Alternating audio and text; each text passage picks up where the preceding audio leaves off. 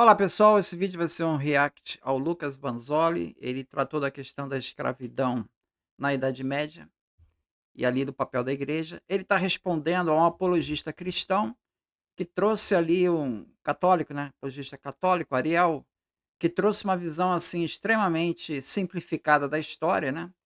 Em que, graças à igreja, a escravidão acabou e foi instituída a servidão medieval, que era muito mais humana, e a escravidão voltou com os protestantes, com a reforma protestante. Aí a escravidão voltou. A igreja que pôde fazer, né? Se os protestantes quiseram trazer de volta a escravidão. Então, essa é uma visão tão simplificada, mas tão sem fundamento, que assim, não cabe nem comentário. Eu vou comentar a respeito do papel da escravidão e da servidão na Idade Média, tá? O que os autores dizem sobre isso. Que, na verdade, esses sistemas eles conviveram. Então, a ideia de que acabou a escravidão e passou a ter servidão, não condiz com o que existe documentalmente, tá? Os sistemas conviveram por algum tempo. E era muito mais multifacetado cada um desses. Ou seja, tinha escravidão branda, tinha servidão muito rígida, pior do que a de escravo.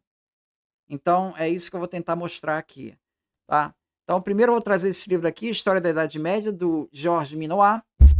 Ele vai falar aqui na página 19. Estamos ali no final do Império Romano, ali por volta de 400. Como é que está a situação ali? Ele fala assim, o escravo que tem a segurança do emprego não paga imposto nem presta serviço militar e, portanto, vê a sua condição melhorar.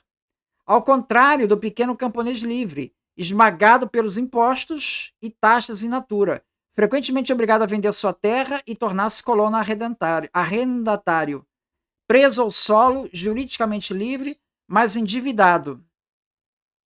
Ele não tem o direito de abandonar o domínio onde se encontra empregado.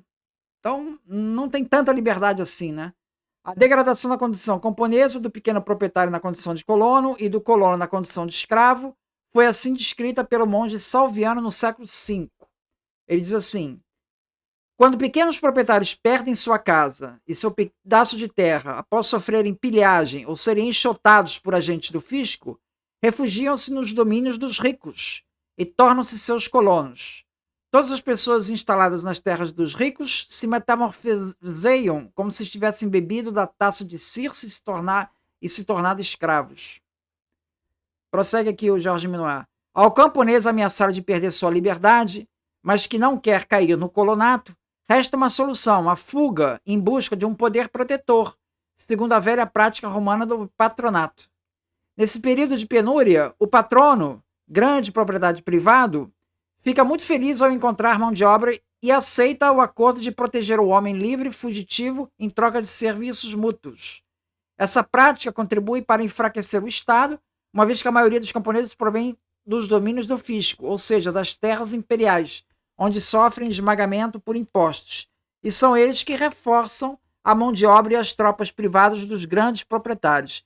Nessa época agitada, colocar-se sob a proteção de um homem forte e ser desobrigado de alienar sua liberdade é uma reação natural que só vai acentuar durante os primeiros séculos da Idade Média.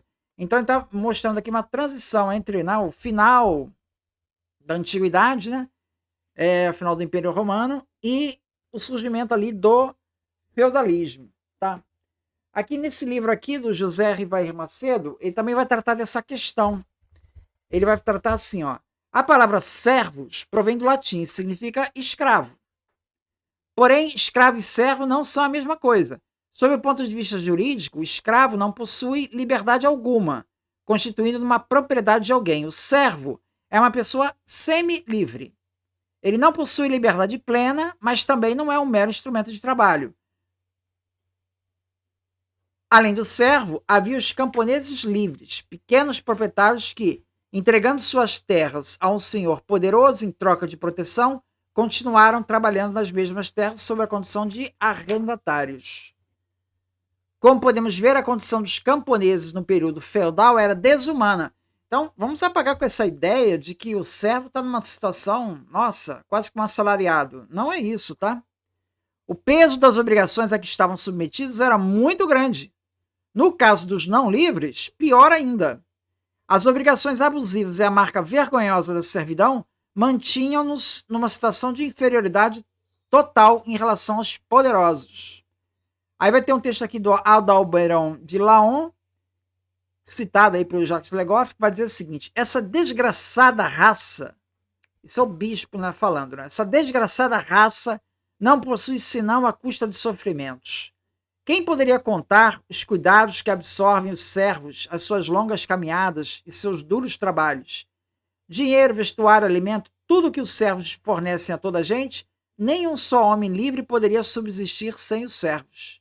A casa de Deus, que queremos ser uma, está, pois, dividida em três: uns que oram, outros que combatem e outros que trabalham. Então, a condição do servo não é nada interessante. Eu vou terminar aqui falando do livro do Mark Bloch, A Sociedade Feudal, que ali no capítulo 11 ele vai falar sobre a servidão. Então ele vai falar como a Europa passou da escravidão antiga para a servidão medieval e qual era a condição do servo. Vai ser exatamente esse tema do capítulo 11.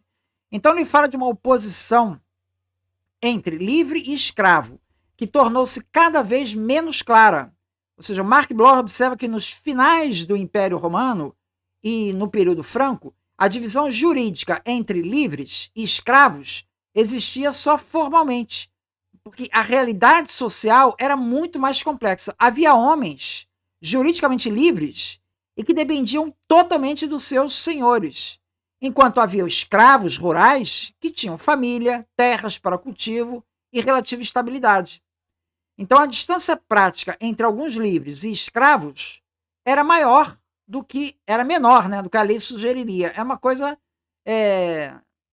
né, fluida ali, né?